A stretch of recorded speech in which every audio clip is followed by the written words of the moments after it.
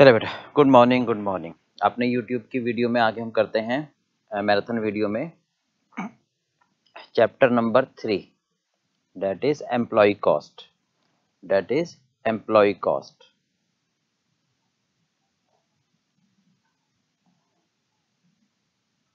देखो, एक बात पहले ये समझ लें हम कि इस टॉपिक में हमें क्या क्या कवरेज करनी है। ओके, तो सबसे पहले इसमें हमें कवरेज करनी है एम्प्लॉय की पेमेंट, यानी कॉस्ट कैलकुलेट करनी है जो हम पे करेंगे। Cost paid to employee, cost जो भी हम एम्प्लॉय को पे करेंगे, ओके, वो पर आवर और मे बी पर डे, कि हम अपने एम्प्लॉय को कितना पैसा दे रहे हैं एक घंटे का या एक दिन का। Okay, second point, treatment of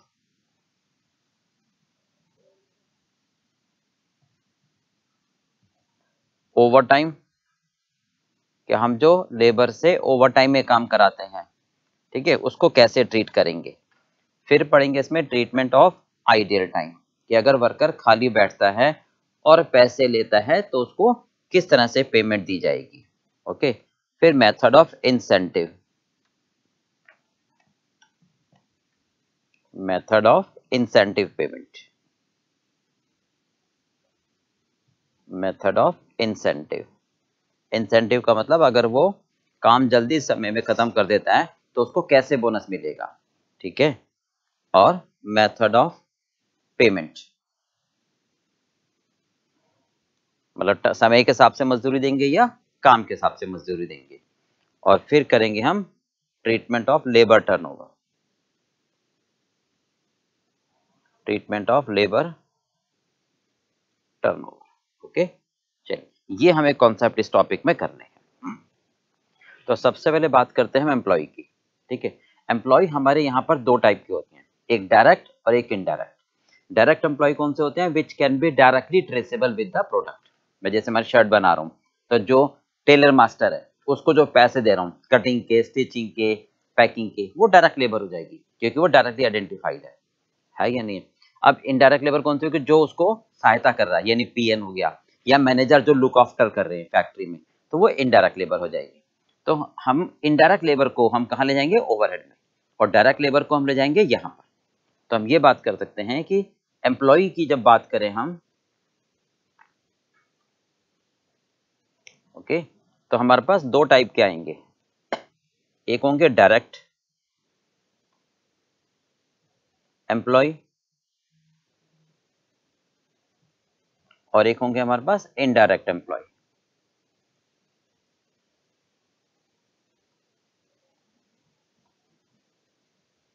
direct employ कौन से होंगे? Which can be directly identified with the product, which can be directly identified with the product, मतलब जो डायरेक्टली आइडेंटिफाइड हो हमारे प्रोडक्ट्स, राइट भी। जैसे कारपेंटर है, लकड़ी काट रहा है और फिर इसको शेप दे रहा है चेयर की, तो वो डायरेक्ट लेबर कहलाएगी। और ये इनडायरेक्ट लेबर कैसे कहलाएगी? हाँ जी, which can not be directly identified, which can not be directly identified,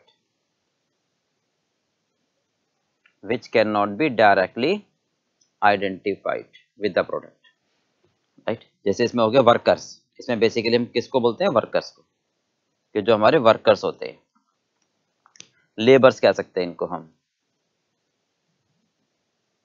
आपने देखा होगा जो कारपेंटर है, जैसे भाई वुड का काम कर रहे हैं तो कारपेंटर जो काम करता है उसको हम लेबर की कैटेगरी में डालते हैं, है ना। टेलर मास्टर हो गए,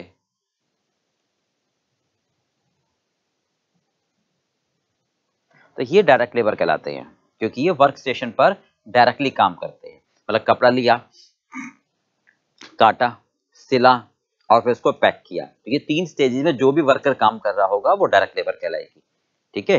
भाई पहले स्टेज पर हम जैसे मान लो कहते हैं कटिंग,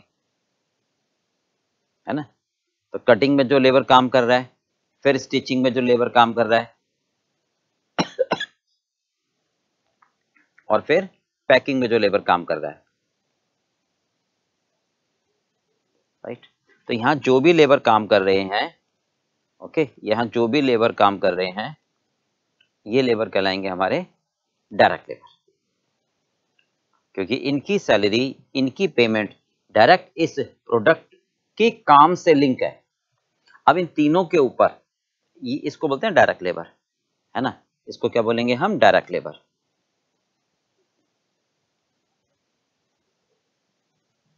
इसको बोलेंगे हम डायरेक्ट लेबर। तो इस टॉपिक में हमें यही पढ़ना है, डायरेक्ट एम्प्लॉइज, ठीक है। अब जो वर्कर, जो एम्प्लॉय, ठीक है, भाई ये मान लो हम कहते हैं मिस्टर एक्स है, मिस्टर वाई है, मिस्टर जेड है। एक्स कटिंग का काम कर रहा है, वाई स्टिचिंग का, और जेड पैकिंग का, ठीक है। और मिस्टर ए क्या काम कर रहे हैं कि इन तीनों को चेक कर रहे हैं बीच में बैठकर कि क्या ये काम अपना ढंग से कर रहे हैं, नहीं कर रहे हैं, क्या ये आपस में बातें तो नहीं कर रहे हैं, राइट, क्या ये बार बार अपनी सीट से उठकर टहल तो नहीं रहे हैं, कि बार बार इधर उधर घूम रहे हैं बस, और पूरे दिन में एक ही कपड़े पर कटिंग करी। तो ये इसका काम है चेक करना कि भाई लेबर से पूरा टाइम लेना, पूरे टाइम में ऑप्टिमम यूटिलाइज करना, कि कोई वर्कर खाली ना बैठे, कोई वर्कर फालतू में गॉसिप ना करे, कोई वर्कर अपना टाइम वेस्ट ना करे अननेसेसरी, ठीक है। तो इसकी रिस्पॉन्सिबिलिटी होती है, तो इसकी जो पेमेंट होगी हम देंगे वो तीनों में बटेगी, उसको हम क्या बोलेंगे, इनडायरेक्ट लेबर। उसे क्या बोलेंगे हम, इनडायरेक्ट लेबर, क्योंकि वो तीनों के लिए है, कॉमन है, राइट। ये एक्सक्लूसिवली कहलाता है, ये एक्सक्लूसिव कहलाता है, और ये कॉमन कहलाता है ना, राइट। जैसे पीएन हो गया मान लो, तो इसको क्या बोलते हैं, फोरमैन, मैनेजर, सुपरवाइजर, ठीक है। और पीएन हो गया मान लो कि भाई पानी पिला रहा है, चाय पिला रहा है तीनों को। हेल्पर हो गया मान लो कोई, कि भाई इसको टूल्स ला के दे रहा है, इसको धागा ला के दे रहा है, इसको पैकिंग मटेरियल ला के दे रहा है कोई, तो वो हेल्पर तीनों के लिए काम कर रहा है, नहीं वो फोरमैन या पीएन तीनों के लिए काम कर रहे हैं, तो उसको बोलेंगे हम इनडायरेक्ट लेबर। इनडायरेक्ट लेबर को हम कहां लेके जाएंगे, ओवरहेड्स में, ओके। ये पढ़ेंगे आगे चैप्टर नंबर 4 में, और ये पढ़ रहे हैं भाई हम चैप्टर नंबर 3 में, ठीक है, राइट। तो सबसे पहली बात हमारे पास क्या आएगी यहाँ पर, कि हम लेबर को जो पेमेंट दे रहे हैं उसकी टोटल कॉस्ट निकालना, ठीक है। चलिए इतना एक बार नोट करना है तो आपको नोट कर लो जल्दी से।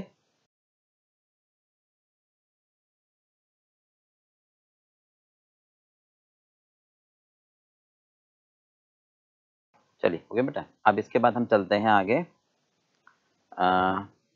कैलकुलेशन ऑफ लेबर कॉस्ट, ठीक है। देखिए इसके लिए हम ऐसा बनाते हैं, ध्यान से देखना, स्टेटमेंट ऑफ लेबर कॉस्ट, कि हम जिन लेबर को पेमेंट दे रहे हैं, ठीक है, वो कैसे निकालें, per hour, it may be called per hour, it may be called per day, ठीक है। तो देखिए सबसे पहले हम एम्प्लॉय को देते हैं बेसिक पे, सबसे पहले हम एम्प्लॉय को देते हैं बेसिक पे। तो जितना भी हम उसको बेसिक पे देते हैं वो आप ऐड कर लोगे, जितना भी हम उसको बेसिक पे देते हैं वो ऐड कर लोगे, ठीक है। एक देते हैं हम डीए, इसको बोलते हैं डियरनेस अलाउंस, इसको बोलते हैं हम डियरनेस अलाउंस, ठीक है। क्या होता है ये, कि देखो मान लो हम एम्प्लॉय को बेसिक पे दे रहे हैं सपोज, ठीक है, 1000 रुपए पर डे, लेट से 1000 रुपए पर डे की हम उसको बेसिक पे दे रहे हैं। अब वो कहता है बाबूजी महंगाई बढ़ गई, नहीं आटा मैदा सूजी सब्जियां ये महंगी हो गई हैं, तो मुझे अब मेरा 1000 रुपए में गुजारा नहीं होता, नहीं अब मुझे मेरे को पैसे बढ़ा के दो। तो हम अगर 1000 रुपए में उसको बढ़ा देते हैं कि बेसिक पे तेरी 1200 हो गई, 1500 हो गई, तो क्या होता है कि जो बाकी के अदर बेनिफिट भी होते हैं ना, जैसे उसको सिटी कंपोजिशन अलाउंस देते हैं हम, मान लो हम उसको बोनस देते हैं मान लो, ठीक है, हम उसको कोई भी और बेनिफिट देते हैं, वो बेसिक पे का परसेंटेज होता है, वो भी ऑटोमेटिकली बढ़ जाएंगे। आप समझ रहे हैं मेरी बात को। तो हम उसको क्या करते हैं, बेसिक पे नहीं बढ़ाते, एक अलग से महंगाई भत्ता दे देते हैं। ठीक है भाई महंगाई बढ़ गई ना, तो ठीक है यार 200 रुपए पर डे तेरा महंगाई भत्ता हो गया अलग से, नहीं हो गए तेरे 1200 पर अलग नाम से दिया गया, क्योंकि अगर मैं यही 1200 कर दूंगा तो आगे मैं उसको बोनस दूंगा, नहीं आगे मेडिकल अलाउंस दूंगा, आगे एचआरए दूंगा, वो परसेंटेज होगा पे का।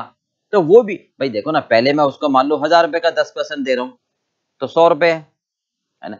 अब अगर मैं बेसिक पे बढ़ा दूंगा तो वो सुविधाएं भी ऑटोमेटिकली बढ़ जाएंगी, तो ज्यादा बढ़ जाएगा। तो जिस बात के लिए मांग रहा है वो दे देते हैं हम उसको, तो इसलिए डीए बोलते हैं। ओके, डीए का मतलब डियरनेस अलाउंस यानी महंगाई भत्ता। ठीक है, लीव सैलरी, भाई हम उसको कहते हैं कि महीने में 2 छुट्टियां अलाउड है, महीने में 3 छुट्टी अलाउड है। ठीक है, कैजुअल लीव। अगर आप उन छुट्टियों को नहीं लेते और काम पर आते हो तो पैसे मिल जाएंगे उसके। नहीं भाई, कोई भी हम उसको बोनस देते हैं कि हाँ आपने काम अच्छा किया, ये भी आ गया रॉवन और हॉल से प्लान के हिसाब से। ठीक है, सब्सिडी हम कोई देते हैं। अदर अलाउंसेस, कोई भी हम उसको अलाउंसेस देते हैं, कोई भी हम उसको अलाउंसेस देते हैं, other allowances.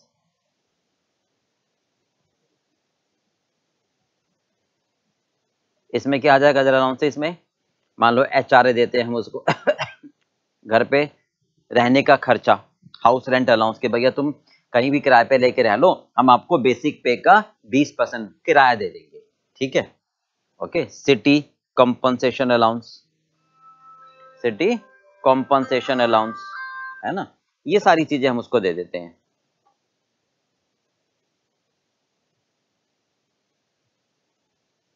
City compensation allowance मतलब वो कहता है कि सर मैं जहां पर रहता हूं वो एक तरह से इलाका, गांव का इलाका है, तो मुझे सुविधा ही नहीं मिलती वहां से आने जाने का, ट्रांसपोर्ट अलाउंस हो गया। ठीक है, मतलब किसी भी तरीके के अलाउंसेस हो सकते हैं। कन्वेंस अलाउंस कहते हैं ना कि भी आने जाने का खर्चा ले लो चलो। ठीक है, मेडिकल अलाउंस, तुम अगर बीमार पड़ोगे तो आपका मेडिकल का खर्चा हम आपको देंगे। तो जो भी हम आपको सुविधाएं ये सारी देते हैं ये बेसिक पे में जुड़ जाएंगी। बात समझ में आ गई?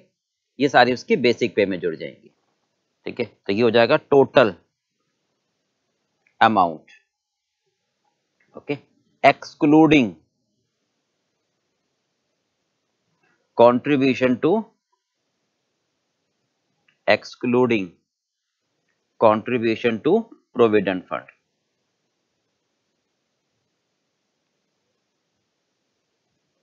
and ESI। अच्छा, अब हम क्या करते हैं आगे, हम ये कहते हैं कि इतने पैसे हम उसको दे रहे हैं पर डे पर आवर जो भी। ठीक है, बट साथ में गवर्नमेंट का रूल होता है कि भाई अगर आपके पास इतने से ज्यादा एम्प्लॉयज हैं, मतलब जैसे फैक्ट्री एक्ट में कहते हैं कि 10 से ज्यादा अगर आप एम्प्लॉय रखते हो तो उनके सुख सुविधाओं का भी आपको ध्यान में रखना है। मतलब कि जब वो रिटायरमेंट होकर चले जाएंगे तो उसके बाद वो अपने घर का खर्चा कैसे चलाएंगे। आज तो जो आपको पैसे, आप उनको पैसे दे रहे हो वो तो भैया ले जाके खर्च कर लेते हैं। तो डेली वेजेस वाले जो होते हैं हैंड टू माउथ होते हैं, वो तो आप उनको 2,000 रुपए दे रहे हो पर डे तो 2,000 रुपए पर डे खर्च हो जाते हैं उनके, 1,000 रुपए दे रहे हो 1,000 रुपए खर्च हो जाते हैं। आप उनको 3,000 दो 3,000 खर्च कर लेंगे। तो फिर जब वो 60 साल के बाद आपके पास से छोड़ जाएंगे तो अपने घर के मेन खर्चे, उनके बच्चों की शादी है, घर बनवाना है या कोई और इवेंट कर रहे हो तो कैसे करेंगे वो, नहीं, उसको मद्देनजर रखते हुए गवर्नमेंट ने ये कहा कि आप उनको पूरा पैसा मत दो। ठीक है, उनका कुछ हिस्सा एक डब्बे में डालकर हमारे पास रखवा दो। उस डब्बे का नाम है प्रोविडेंट फंड, उस डब्बे का नाम है provident fund, employee state insurance. ठीक है, तो जो भी एम्प्लॉयर कंट्रीब्यूट करता है, जो भी एम्प्लॉयर कंट्रीब्यूट करता है ये कंपलसरी हो जाता है। Employers contribution, employers contribution to provident fund, ठीक है, या एम्प्लॉय स्टेट इंश्योरेंस। तो ये सारा इन एडिशन टू पेमेंट होता है, ये सारा इन एडिशन टू पेमेंट होता है। ये जो दे रहे हैं इसके अलावा मैं उसका हिस्सा एक डब्बे में डाल रहा हूं, जो उस डब्बे में जब पैसा इकट्ठा होता जाएगा विद इंटरेस्ट, जब वो यहां से छोड़कर जाएगा तो दूसरी जगह शिफ्ट हो जाएगा। जब वो रिटायरमेंट लेगा या एक निश्चित समय के बाद वो ये पैसा गवर्नमेंट से ले सकता है विद इंटरेस्ट, तो उसको फायदा हो जाएगा। ठीक है भाई, तो ये टोटल पेमेंट कहलाएगी इसकी, ये कहलाएगी इसकी टोटल पेमेंट, ये कहलाएगी इसकी टोटल वेजेस। ठीक है, राइट। अब एम्प्लॉय कहता है कई बार, सर जी आप मेरे भविष्य का कितना ध्यान में रख रहे हो, नहीं भविष्य निधि कितना ध्यान में रख रहे हो, तो मेरी ड्यूटी भी है कि मैं भी कुछ पैसा जमा करा दूं, क्योंकि मैं जो पैसा घर ले जाऊंगा वो तो सारा खर्च हो जाएगा। तो वो इसमें से करता है, वो इसमें से करता है। समझ में आ गई बात? तो टोटल वेजेस जो इसकी बनती है कि भाई मेरी वेजेस बनी मान लो 2,000 रुपए एक दिन की, तो कहता है चलो मैं भी एक काम करता हूं कि 200 रुपए डब्बे में डाल देता हूं। आप जो डाल रहे हो वो तो ठीक है, मैं भी डब्बे में डाल देता हूँ। ओके, तो वो विद इन द सैलरी होता है, विद इन द पेमेंट होता है, वो इसमें से माइनस करोगे तो वो टेक होम सैलरी में आएगा। ठीक है, चलो अभी दिखाते हैं। ये कहलाया हमारा ए। ठीक है, ये कंट्रीब्यूशन होता है इन एडिशन टू वेजेस, और एम्प्लॉय का कंट्रीब्यूशन होगा अगर एम्प्लॉयज कंट्रीब्यूशन होगा टू प्रोविडेंट फंड, ईएसआई नहीं, या एनी अदर फंड। एम्प्लॉय कह रहा है कि मैं कुछ जमा करवा रहा हूं, ठीक है, तो वो विद इन द सैलरी होगा। ओके, समझ रहे? या गवर्नमेंट कई बार टीडीएस काट लेती है, सॉरी एम्प्लॉयर, कि भाई तुम्हारी जो पेमेंट बन रही है वो टैक्स से टैक्सेबल है, तो एम्प्लॉयर की ड्यूटी होती है कि वो उस अमाउंट पर जो एम्प्लॉय को पेमेंट कर रहा है उस पर टैक्स काट के उन्हें जमा कराए। अगर एम्प्लॉय कहता है बाद में कि सर मेरा नहीं बनता, या मैंने डिपॉजिट कराए हैं तो मेरी टैक्स बनती नहीं है, तो हमसे रिफंड ले लेगा, पर एम्प्लॉयर की ड्यूटी है कि वो जमा कराएगा। तो जो भी टैक्स डिडक्टेड एट सोर्स होगा वो इसमें से जमा करा देंगे। ठीक है, तो ये सारे माइनस होकर ध्यान से सुनना क्या कह रहे हैं हम, ये जो पार्ट बचेगा इसको बोलते हैं हम टेक होम सैलरी, यानी ये पैसे घर ले जा रहा है, ये पैसे वो घर ले जा रहा है, टेक होम सैलरी। बोलो बात समझ में आ गई भी? ठीक है, तो ये ध्यान रखना, एम्प्लॉयर का contribution in addition to salary होता है, एम्प्लॉय का contribution within the salary होता है। ठीक है, अब अगर मान लो कोई ऐसा खर्चा भी होता है, हाँ जी, कई बार कुछ खर्चे ऐसे होते हैं there are some expenditure which are incurred in totality. ठीक है, कि भाई मैं एम्प्लॉय के लिए कैंटीन का खर्चा कर रहा हूं, नहीं, देयर आर सम एक्सपेंडिचर, ठीक है, which are incurred in totality,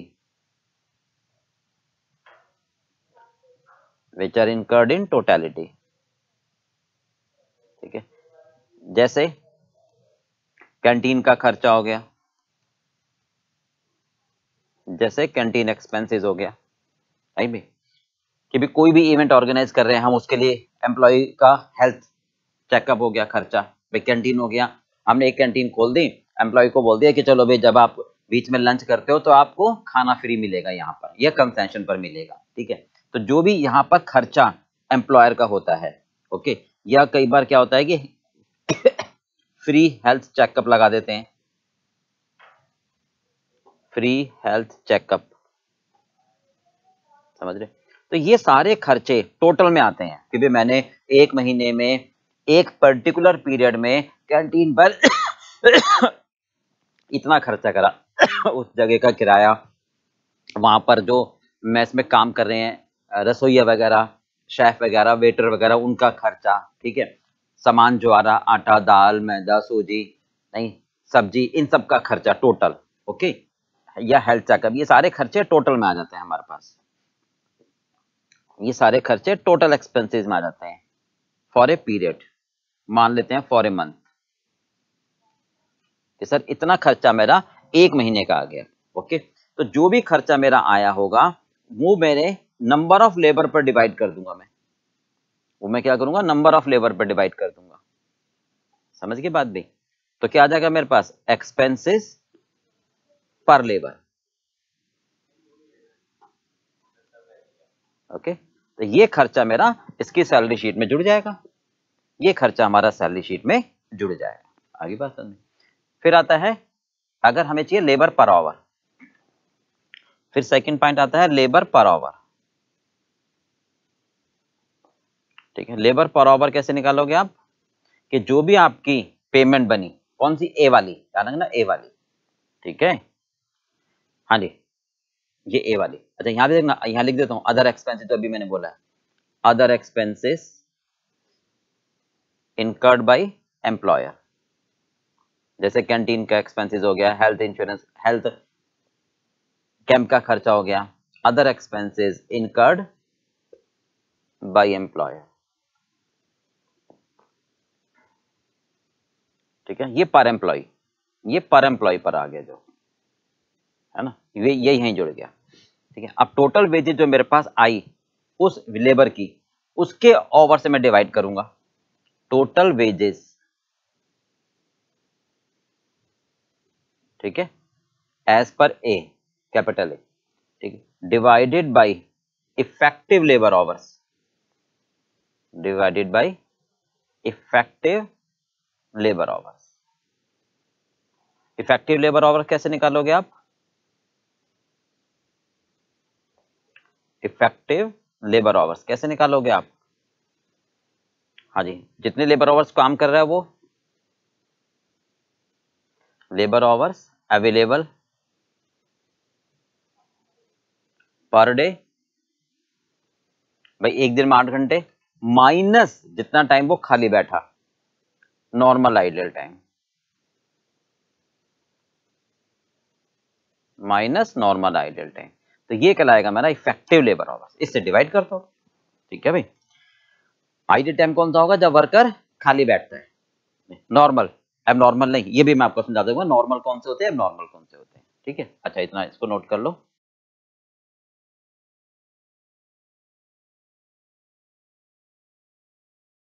चलिए बेटा, नेक्स्ट इसमें कॉन्सेप्ट है आइडियल टाइम, ठीक है।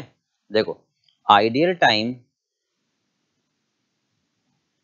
हमारा दो टाइप का होता है, ओके। आइडियल टाइम हमारा जो हमने स्टैंडर्ड कॉस्ट में करा था, सेम वही यहाँ पर लेबर में दोबारा कर रहे हैं बस, ठीक है। ये हमारा दो टाइप का होता है, एक होता है नॉर्मल आइडियल टाइम, एक होता है नॉर्मल आइडियल टाइम, और एक होता है एबनॉर्मल आइडियल टाइम, एक होता है एबनॉर्मल आइडियल टाइम, ठीक है।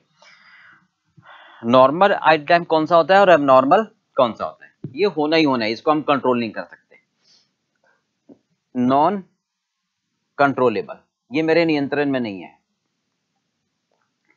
ये होना ही होना है, ठीक है। और ये it can be controlled, it can be controlled, okay. ध्यान से सुनो, normal ideal time, normal ideal time, normal जो होना ही होना है, सामान्य दशाओं में, मेरे बस में नहीं है इसको कम करना, ठीक है। हाँ जी, इसको हम ऐसे समझ लेते हैं कि जैसे एक वर्कर फैक्ट्री गेट पर आता है 9 बजे, फैक्ट्री गेट पर, ये हमने जो स्टैंडर्ड कॉस्ट में करा सेम ही है, ठीक है। यहां फैक्ट्री गेट पर वो अपना 9 बजे एंट्री कर जाता है, ठीक है, और 9 बजे अपना जो पंचिंग मशीन होती है उस पर पंच करके अपनी अटेंडेंस लगा देता है, यानी उसका मीटर शुरू हो गया, नहीं भाई, उसका मीटर अब शुरू हो गया, ओके। अब यहां पर आने के बाद वो अपना मस्ती से अपनी बाइक, अपनी बाइसिकल, ठीक है, स्टैंड पर लगाता है, ठीक है। फिर रास्ते में जो भी मिलता है उससे हाय हेलो, और भाई घर में सब ठीक है ना, कोई राजी खुशी, कोई प्रॉब्लम तो नहीं, ठीक है।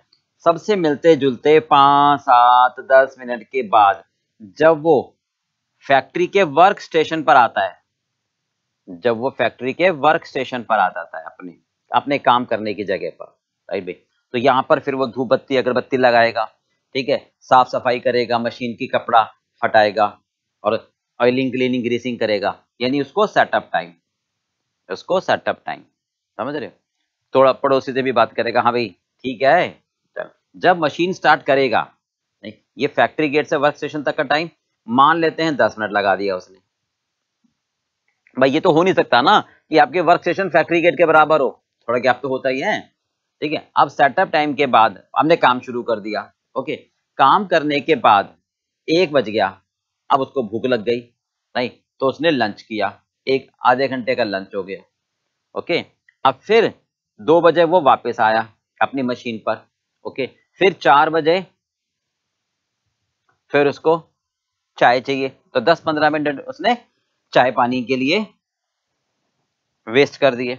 फिर अब आप सोचो 6 बजे जाएगा, तो 6 बजे थोड़ा ना वर्क स्टेशन छोड़ेगा, वो तो 6 बजे यहां आएगा ना, नहीं भी, 6 बजे फैक्ट्री गेट पर आएगा, तो यहां तो वो 5:45 पर छोड़ देगा, ठीक है, और मशीन पैक करेगा और फिर यहां पर 6 बजे आ जाएगा।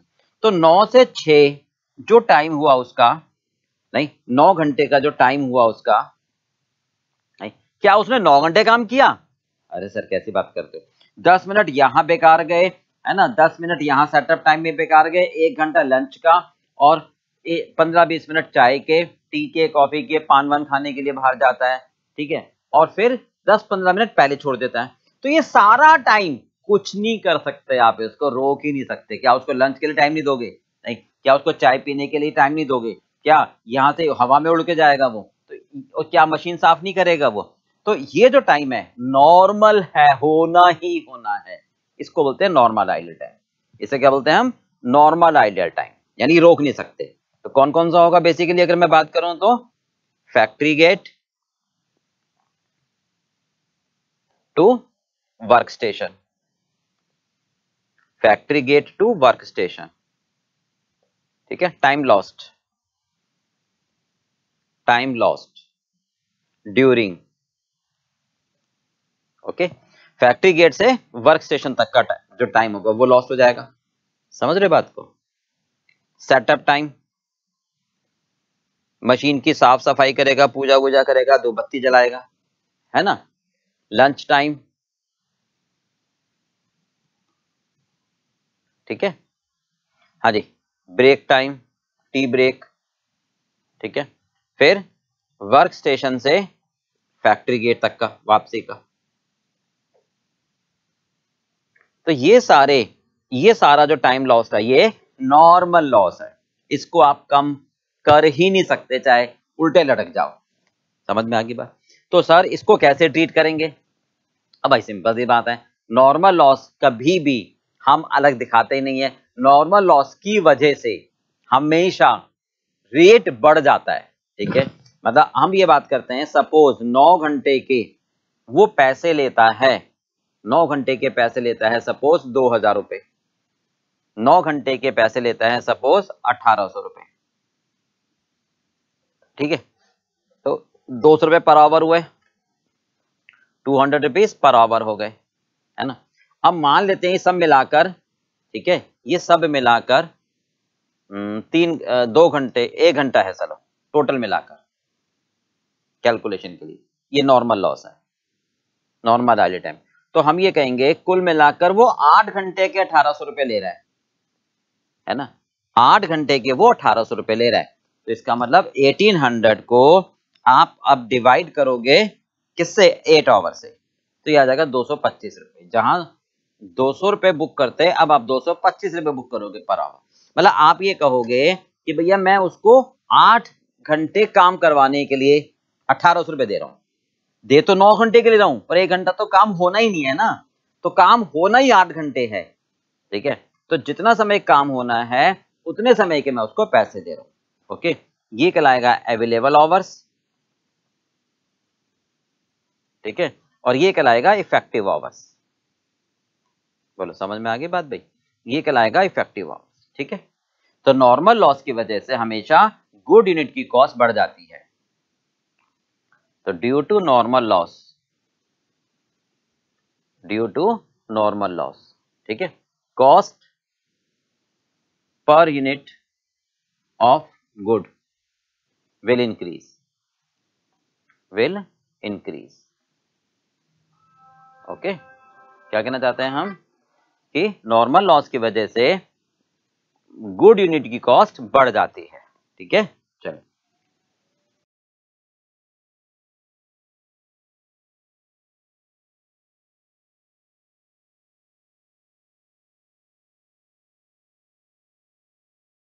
सेकंड है abnormal ideal time. Abnormal ideal time मतलब जो हमारी लापरवाही से होता है। एबनॉर्मल आइडियल टाइम का मतलब जो हमारी लापरवाही की वजह से होता है, ठीक है। यानी टाइम लॉस्ट ड्यू टू हमारी क्या मैनेजमेंट नेग्लिजेंस, मैनेजमेंट की लापरवाही की वजह से होता है, ठीक है। जैसे वर्कर खाली बैठे, मतलब आइडियल टाइम का मतलब होता है कि काम नहीं हुआ और वो पैसे ले रहा है। भाई आइडियल टाइम का मतलब क्या हुआ कि वर्कर खाली बैठा है और पैसे नहीं ले रहा। तो नॉर्मल का मतलब कि काम नहीं हो रहा, खाली नहीं बैठा मतलब भाई वो चाय पी रहा है, समोसे खा रहा है, लंच कर रहा है, सेटअप टाइम है, फैक्ट्री गेट से अगर वर्क स्टेशन तक काम तो नहीं हुआ ना, ठीक है, तो वो नॉर्मल कहलाया। अब नॉर्मल का मतलब वर्कर खाली बैठा है, क्यों? लाइट चली गई भाई, 2 बजे जैसे लंच करके आया और लाइट चली गई, मैं क्या करूं भाई, 2:30 बजे लाइट आई तो आधा घंटा तो वर्कर क्या कहेगा, सर मैं थोड़ा ना छुट्टी कर रहा हूं, आपकी लापरवाही है, मैं तो काम कर रहा हूं, आप तो ना मुझे आधे घंटे के वैसे काट लोगे। तो अगर लाइट चली जाए, मशीन खराब हो जाए, ठीक है, या फिर मटेरियल नहीं आ रहा, कि मटेरियल आने में देरी हो रही है, तो वर्कर खाली बैठा है, भाई अभी आ रहा है 10 मिनट में, अभी आ रहा है, करते करते 2 घंटे लग गए। तो 2 घंटे अगर वर्कर खाली बैठा है, उसके पास कपड़ा ही नहीं आया काटने के लिए, उसके बाद लकड़ी नहीं आई काटने के लिए, तो वो क्या करेगा? तो मैनेजमेंट की लापरवाही कि मैनेजमेंट ने वेंडर से बात ही नहीं करी ढंग से कि भाई टाइम से मेटल भेजा करो, अगर आप टाइम से नहीं भेजोगे तो हम आपके ऊपर पेनल्टी लगाएंगे।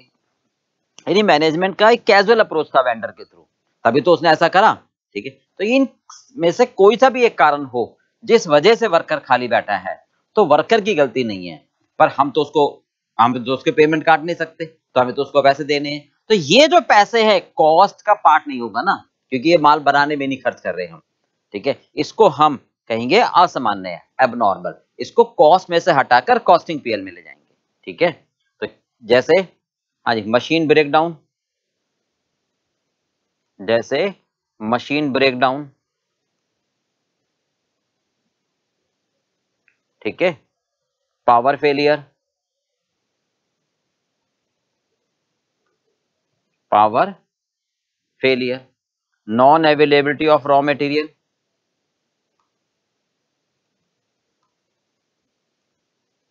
Non availability of raw material,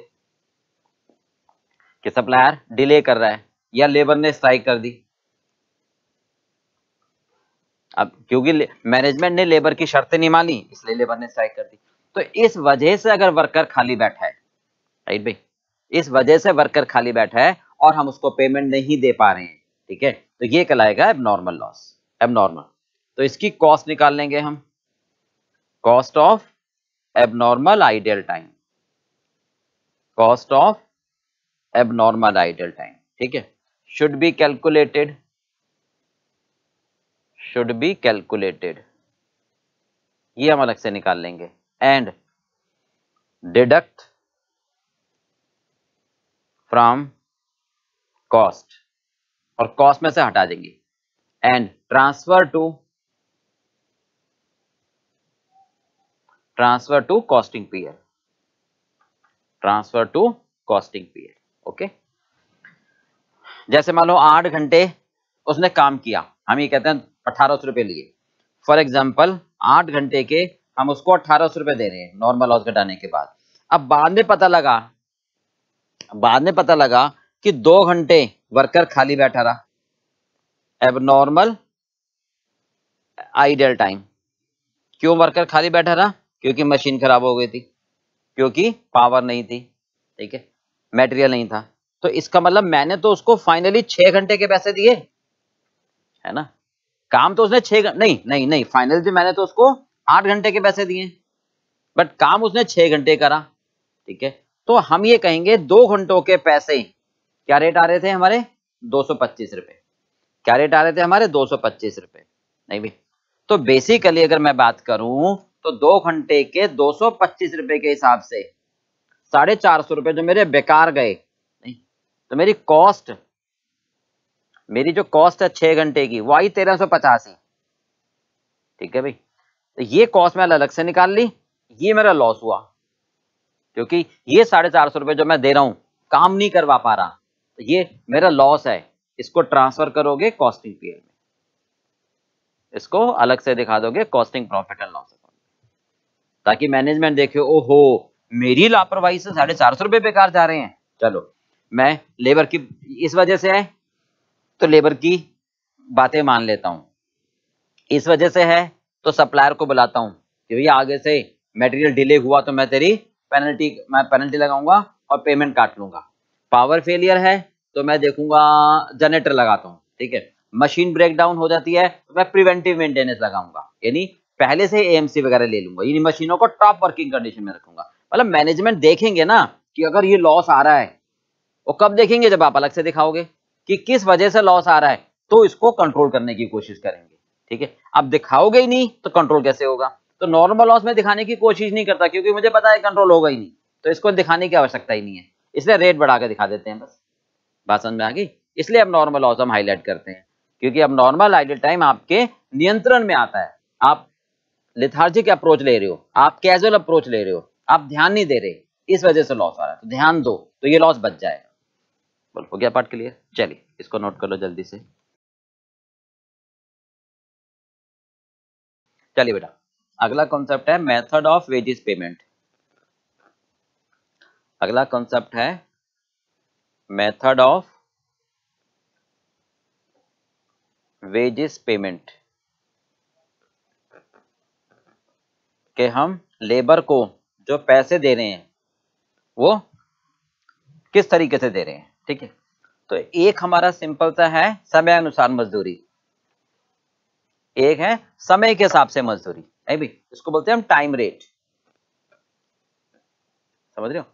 और दूसरा हमारे पास है पीस रेट, यानी कार्य अनुसार मजदूरी, काम के हिसाब से, भाई काम करोगे तो पैसे लोगे, नहीं तो हमारे पास फ्री के पैसे थोड़ी ना है। इसको बोलते हैं समय अनुसार मजदूरी, कार्य अनुसार मजदूरी, यानी आप काम कर रहे हो तो घंटों के हिसाब से पैसे मिलेंगे, जितने घंटे काम कर रहे हो उतने पैसे मिलेंगे, यानी rate per hour, rate per hour. एक घंटे के तय हो गए 200 रुपए। ठीक है, अब कितने घंटे काम किया? Actual working hours, actual working hours. Okay, कितने घंटे आपने काम किया, कितने घंटे आपने काम किए। ओके, समय अनुसार मजदूरी, समय अनुसार मजदूरी, काम के हिसाब से, यानी रेट पर यूनिट, जितने यूनिट आपने बनाए, रेट पर यूनिट प्रोड्यूस्ड, जितना एक्चुअल आउटपुट, यानी जितना आपने माल बनाया, जितना आपने माल बनाया, नहीं भी, मल्टीप्लाई बाई, हाँ जी, मल्टीप्लाई किससे करोगे? सोचो जरा, मल्टीप्लाई किससे करोगे आप? जितना, ये यहां लिखते हैं, सॉरी, मल्टीप्लाई एक्चुअल प्रोड्यूस्ड,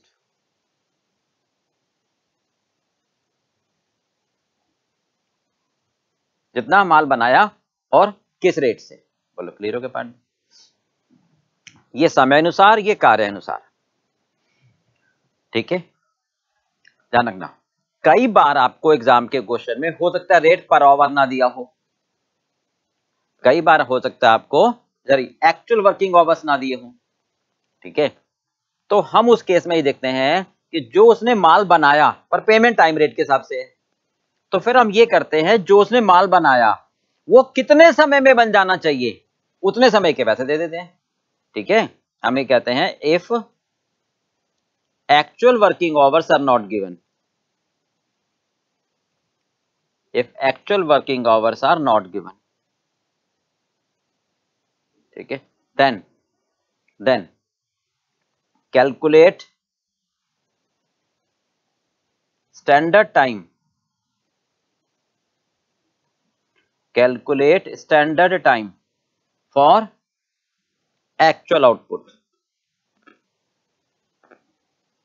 कि जो उसने बनाया वो कितने समय में बन जाना चाहिए। ठीक है, राइट भाई, वो निकाल लो और फिर पेमेंट दे दो उसको।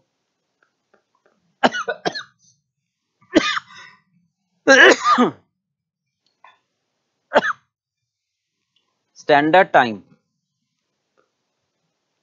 फॉर एक्चुअल आउटपुट, जो बनाया वो कितने समय में बन जाना चाहिए, उसके पैसे दे दो फिर आप इसको। फिर हम देखेंगे भैया, देखो जो आपने बनाया, ठीक है, जो बनाया हम देखते हैं कि वो कितने समय में बन जाना चाहिए, तो उसके पैसे दे जाओ टाइम के हिसाब से। चलो, हो गया क्लियर? चलो अब तीसरी बात आते हैं हमारे पास एफिशिएंसी की। तीसरा एक पॉइंट आता है एफिशिएंसी। ओके, यानी हम उसकी एफिशिएंसी कैसे मेजर करेंगे? तो एफिशिएंसी हम हमेशा दो तरीकों से मेजर करते हैं। in terms of actual output, in terms of output,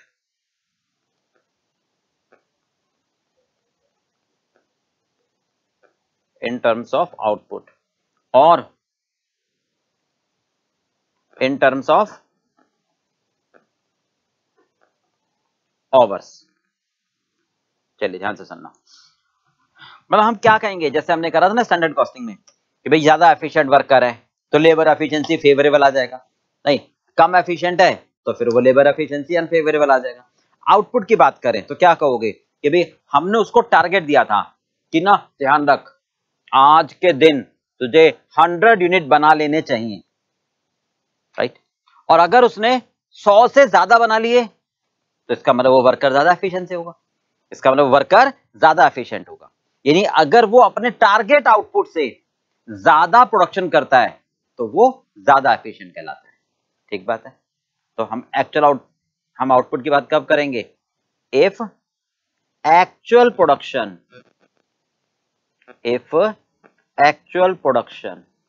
is a higher than standard production,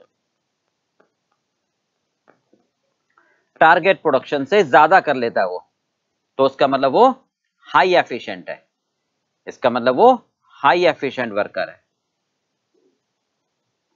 वो बोनस का अधिकारी है। तो इस केस में आएगा मोर देन 100%। ठीक है भाई, मतलब ध्यान से देखना जरा कैसे निकालोगे।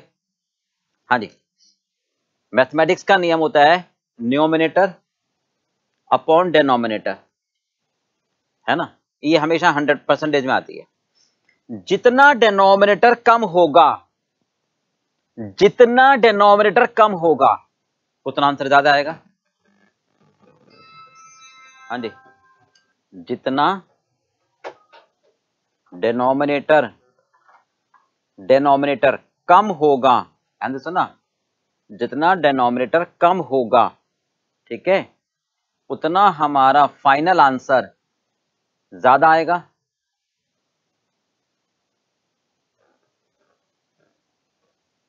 है ना, बोलो क्लियर पार्ट भी। तो अगर मैं आउटपुट की बात करूं, ठीक है, तो ध्यान से देखो क्या कह रहे हैं, एक्चुअल आउटपुट ज्यादा होगा, स्टैंडर्ड आउटपुट कम होगा, स्टैंडर्ड आउटपुट कम होगा तो एफिशिएंसी ज्यादा होगी। तो हम क्या कहना चाहते हैं, स्टैंडर्ड आउटपुट कम होगा, ठीक है, कम होगा, और एक्चुअल आउटपुट ज्यादा होगा तो एफिशिएंसी ज्यादा होगी।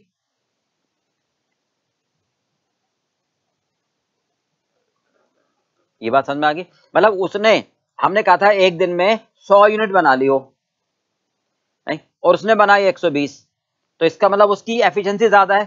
तो कैसे निकालोगे बताओ, बिल्कुल सिंपल है, एक्चुअल आउटपुट ऊपर रखोगे नीचे रखोगे, स्टैंडर्ड आउटपुट कहां रखोगे, नीचे रखोगे डिनोमिनेटर में, स्टैंडर्ड आउटपुट डिनोमिनेटर में रखेंगे कि जो मैंने टारगेट था ये कम होगा और एक्चुअल आउटपुट ज्यादा होगा। ओके, तो एफिशिएंसी ज्यादा आ जाएगी। बात समझ में आ गई। तो मुझे ज्यादा चाहिए, अगर स्टैंडर्ड आउटपुट कम होगा तो मुझे आंसर ज्यादा चाहिए, तभी तो मैं कहूंगा हायर एफिशिएंसी। ठीक है, टारगेट था उसका 100 यूनिट बनाने का, उसने 120 बना दिए, तो इसका मतलब उसकी एफिशिएंसी कहलाएगी 120%। क्लियर है बेटा। अच्छा, अब आवर्स में जरा बताओ, आवर्स में,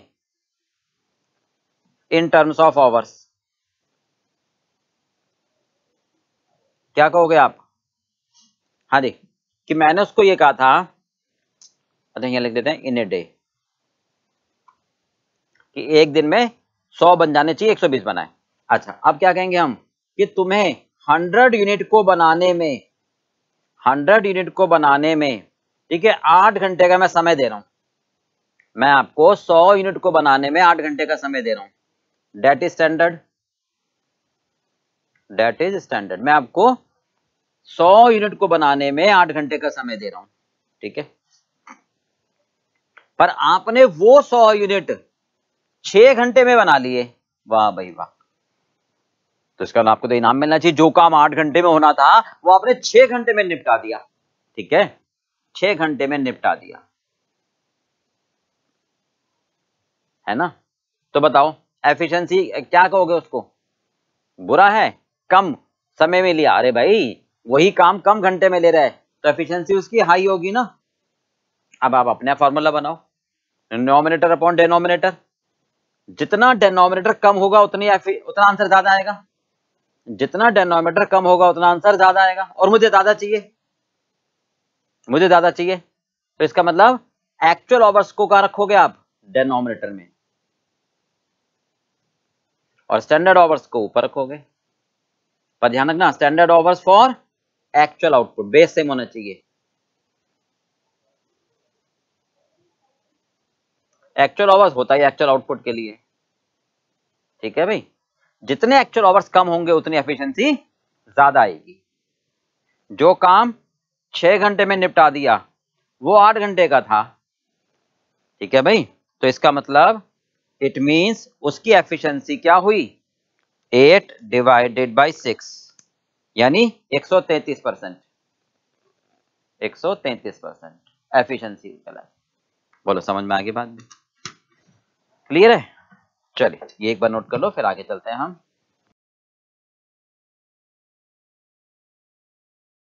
चलिए अगला आता है, नेक्स्ट कॉन्सेप्ट है ओवर टाइम।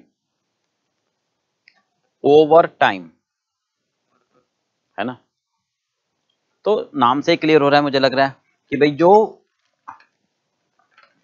टाइम ओवर हो जाए, जो टाइम आपका ओवर हो जाए, नहीं टाइम ओवर कहते हैं the now the time is over, नहीं मतलब अगर कोई वर्कर अपने सामान्य घंटों से ज्यादा काम करता है या एम्प्लॉयर करवाता है तो उसको ओवर टाइम बोलते हैं।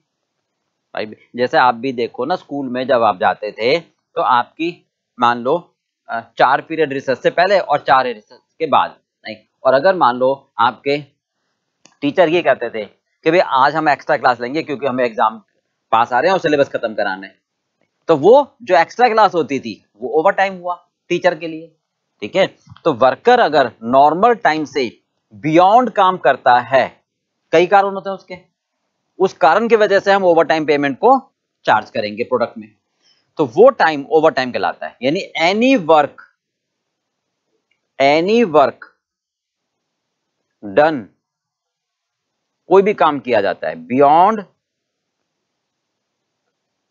Beyond normal working hours, beyond normal working hours, यानी नॉर्मल वर्किंग आवर्स के बाद अगर कोई काम करता है तो वो कहलाता है ओवर टाइम, ठीक है। और पेमेंट इसकी ज्यादा मिलती है, payment will be high,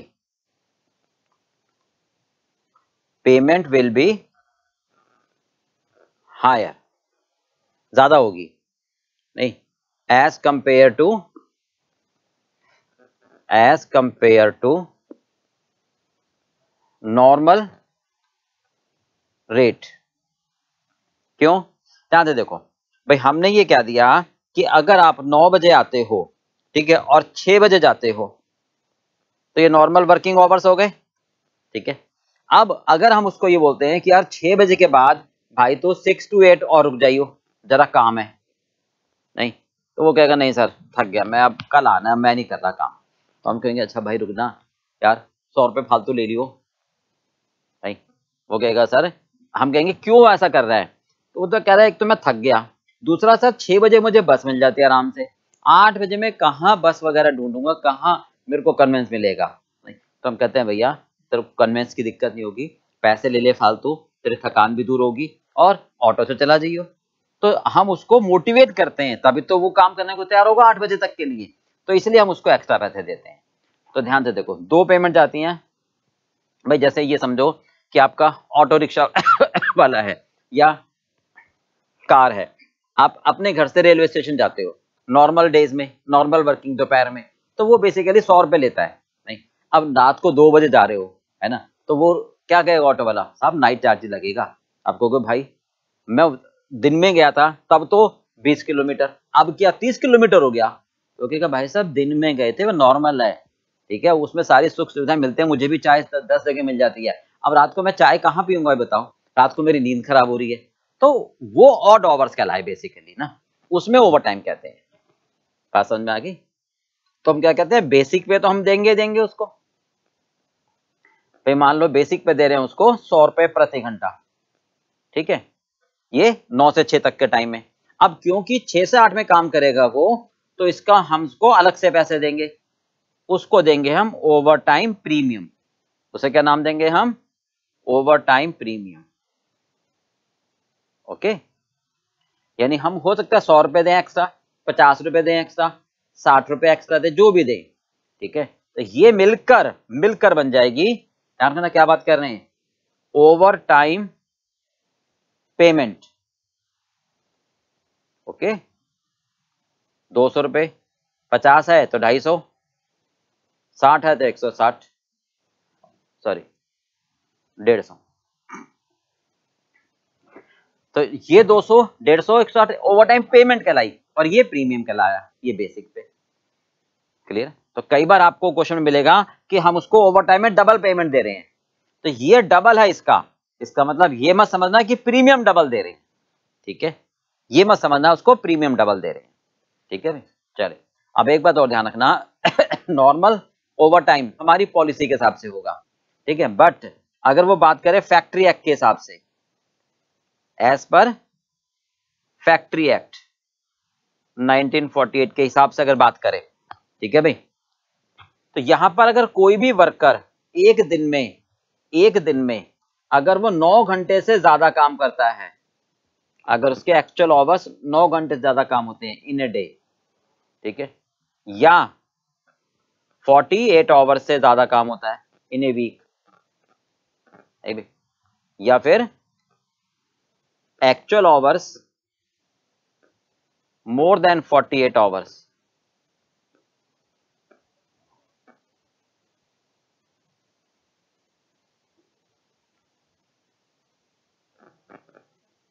in a week, ठीक है, तो जो एक्स्ट्रा टाइम होगा, जो एक्सेस टाइम होगा, कॉल्ड ओवर टाइम। बोलो क्लियर है बेटा? चलिए अब आते हैं इसको ट्रीट कैसे करेंगे, ठीक है। चलिए अब ट्रीटमेंट कैसे करेंगे, देखो ट्रीटमेंट की जब बात आती है,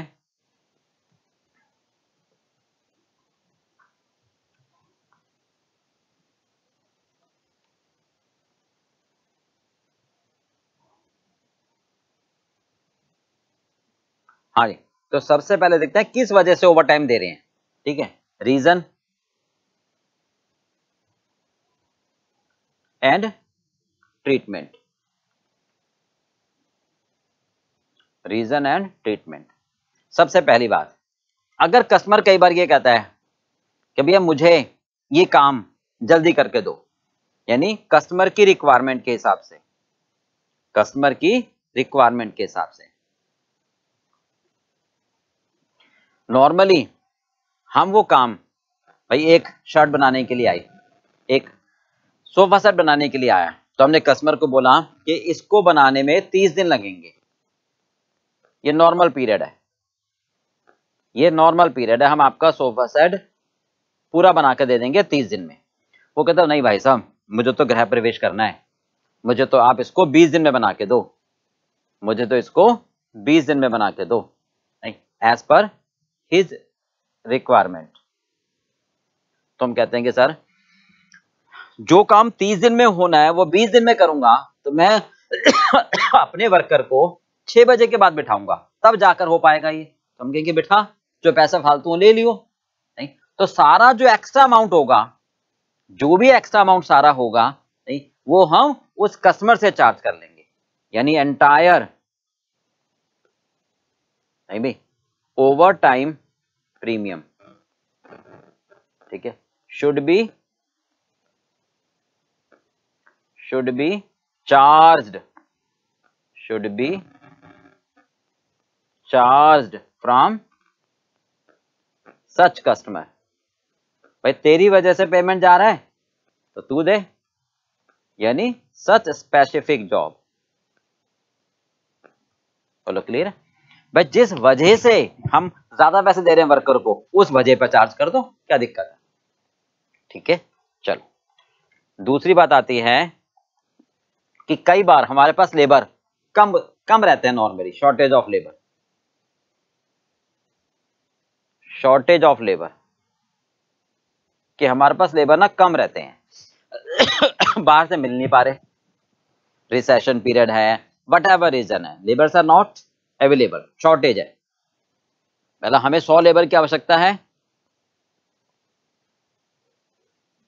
और हमारे पास अभी 80 अवेलेबल है, तो फिर काम तो टाइम पर देना है ना। तो इनसे कई बार हम ओवर टाइम करवाते हैं, तब उस केस में हम एक नॉर्मल इन्फ्लेटेड रेट बना लेते हैं और हर जॉब पर चार्ज करते हैं।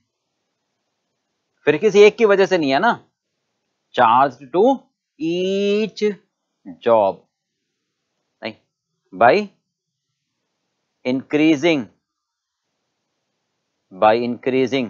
द रेट, रेट को बढ़ा दो फिर, और क्या, और सब जॉब पर बराबर बराबर डाल दो। क्लियर बेटा। चलो आगे थर्ड, चलिए तीसरा आता है shortfall in production, shortfall in production, ध्यान से समझना, किस वजह से आता है shortfall in production, due to management fault, और फिर उसको पूरा करने के लिए जल्दबाजी करते हो, मतलब प्रोडक्शन में कमी आ गई क्यों, लाइट चली गई थी, टाइम से पूरा नहीं कर पा रहे, मशीनें खराब हो गई थी, रॉ मटेरियल टाइम से नहीं आया, तो आपका कस्टमर का ऑर्डर टाइम से नहीं पूरा हो पा रहा, नहीं भाई, तो हम क्या करेंगे, फिर हम ओवर टाइम प्रीमियम को, बिल्कुल सिंपल है, फिर हम ओवर टाइम प्रीमियम को ट्रांसफर कर देंगे कहां पर, कॉस्टिंग पीरियड में, ट्रांसफर टू कॉस्टिंग पीरियड, फिर हमारी कॉस्ट का पार्ट नहीं बनेगा ना, क्योंकि वो मैनेजमेंट की लापरवाही की वजह से हो रहा है। ठीक बात है। चलिए जो अभी बता जैसे आइडियल टाइम में था, तो अगर शॉर्टफॉल इन प्रोडक्शन है, अगर शॉर्टफॉल इन प्रोडक्शन है, नहीं, due to unexpected, due to unexpected reason, नहीं भी, क्या फेस्टिवल आ गए भाई, फेस्टिवल आ गए, लॉकडाउन हो गया, नहीं, ठीक है भाई, अगर मान लो कोई भी फेस्टिवल आ गए, ठीक है पहले से पता था, पर हम ये नहीं मालूम था कि वर्कर छुट्टी पे चले जाएंगे, ज्यादा दिन डिले कर देंगे, ठीक है, या लॉकडाउन हो गया, तो इन रीजन की वजह से अगर आता है, तो जो बेसिक वेजेस है, जो बेसिक वेजेस दे रहे हैं पार्ट में, वो तो लेबर कॉस्ट में ले लेंगे हम, वो तो लेबर कॉस्ट में ले लेंगे, और जो ओवर टाइम प्रीमियम है, और जो ओवर टाइम प्रीमियम है, ठीक है, वो चार्ज कर लेंगे हम फैक्ट्री ओवरहेड में, उसको चार्ज कर लेंगे हम फैक्ट्री ओवरहेड। ठीक है भाई, चलिए हो गया क्लियर बेटा। चलो इसको एक बार नोट कर लो, फिर इसके बेस पर हम क्वेश्चन करते हैं।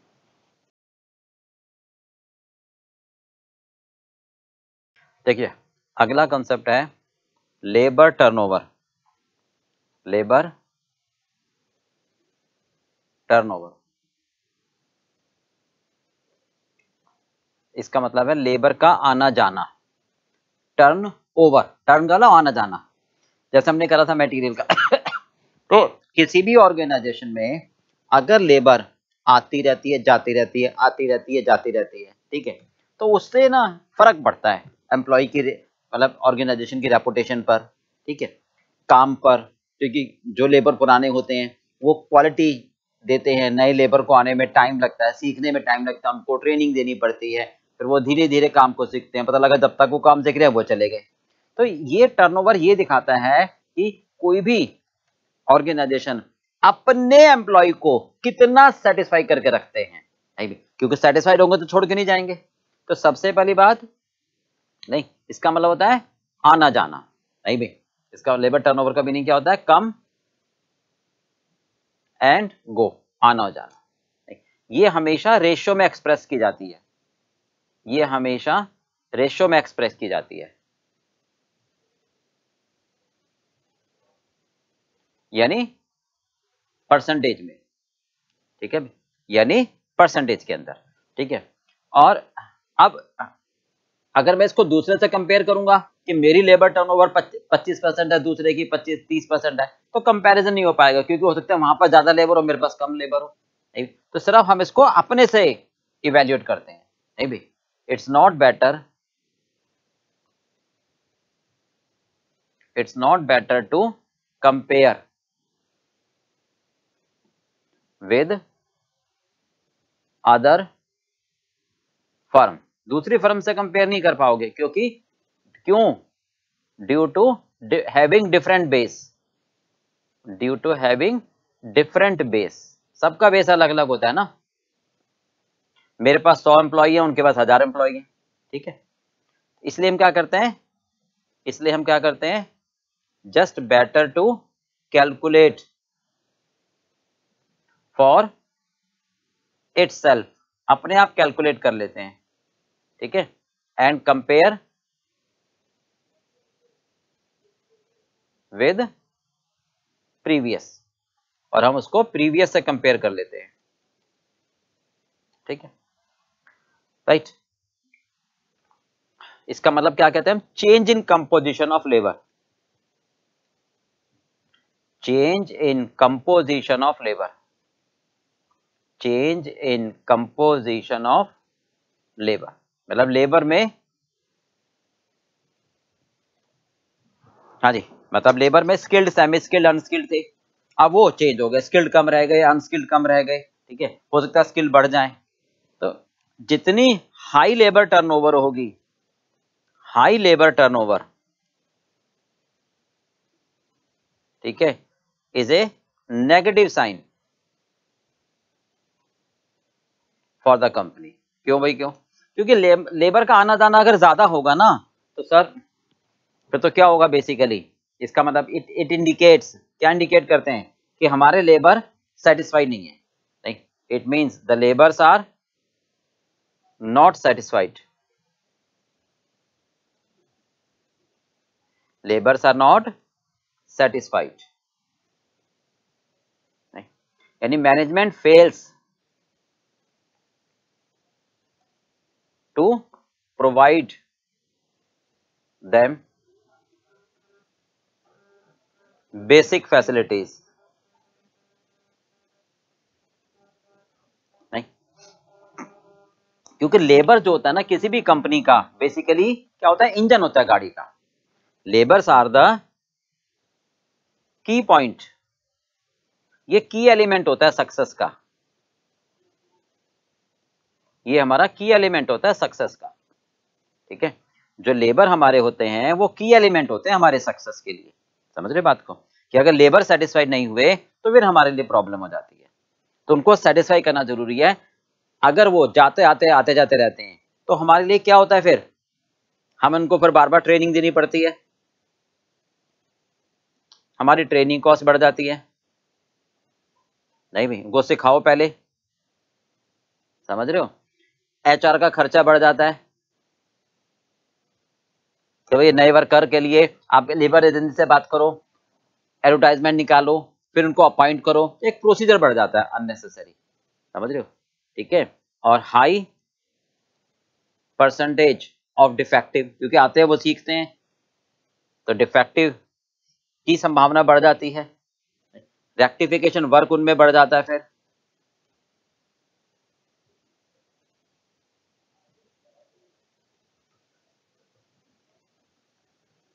मतलब इस तरीके की आपको समस्याएं सामने आ जाएंगी। ठीक बात है।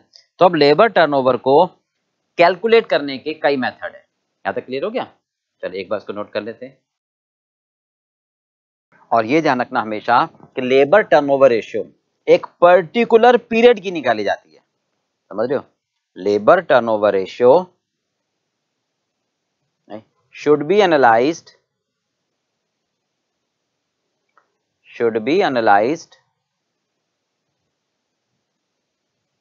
for a particular period,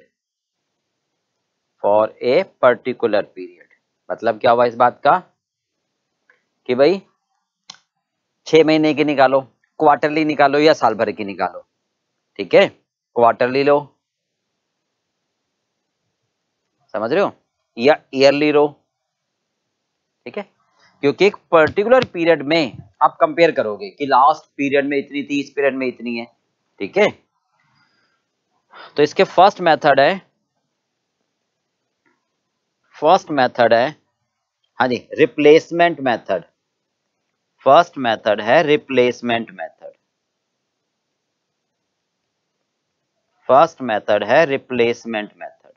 ठीक है। इसमें बिल्कुल नाम से क्लियर है। अब क्योंकि ये एक पीरियड की निकाली जाती है, ठीक है, तो ना तो ओपनिंग वर्कर लोगे ना क्लोजिंग, हम देखेंगे पूरे पीरियड में कितने वर्कर है, इसका मतलब एवरेज होगा, तो नाम से क्लियर है यहाँ पर कि एक पर्टिकुलर पीरियड में कितने एम्प्लॉय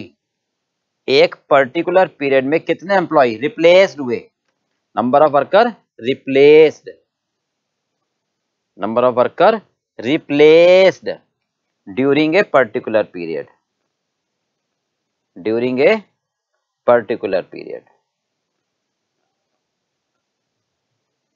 मतलब एक पर्टिकुलर पीरियड में कितने रिप्लेस्ड हुए, रिप्लेस का मतलब पुराने की जगह नए आए, ठीक है। इसमें जो नए वर्कर आए एक्सपेंशन की वजह से वो शामिल नहीं होंगे, ठीक है, divided by number of average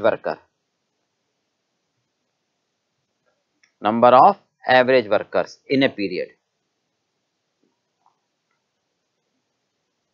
into 100। अब ये ध्यान रखना आप कि रिप्लेसमेंट का मतलब क्या होगा, रिप्लेसमेंट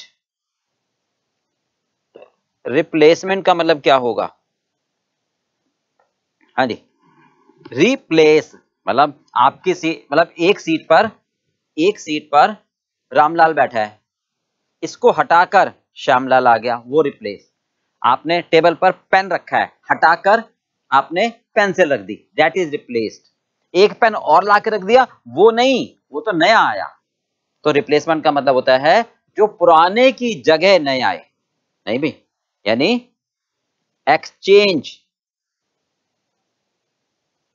ठीक है, ऑफ वर्कर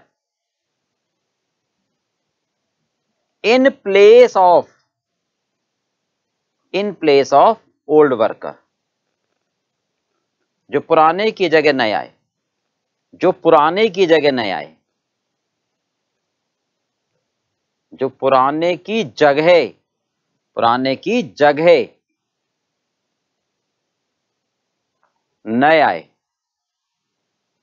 हमारी बात समझ में आ रही है, पुराने हटे और नए आए, ठीक है। इसमें न्यू इंक्लूड नहीं होता, it's not included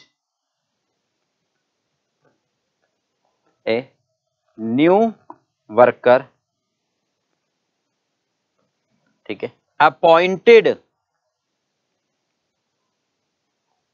due to expansion. मतलब हमने एक नया डिपार्टमेंट क्रिएट करा, हमने एक नया प्रोडक्ट बनाने की कोशिश करी, उसमें जो नए वर्कर रखे वो रिप्लेसमेंट में थोड़ा ना आएगा, ठीक है, ये पुराने की जगह जो नए आए वो आएंगे। बात समझ में आ गई। और एवरेज क्या होगा,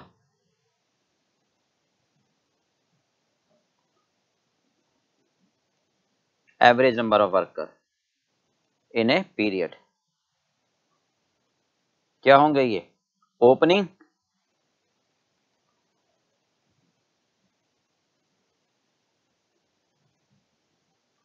नंबर ऑफ वर्कर, मतलब worker at the beginning plus closing,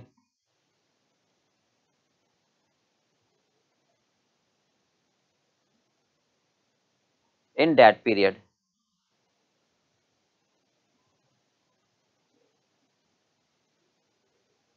okay. ये दोनों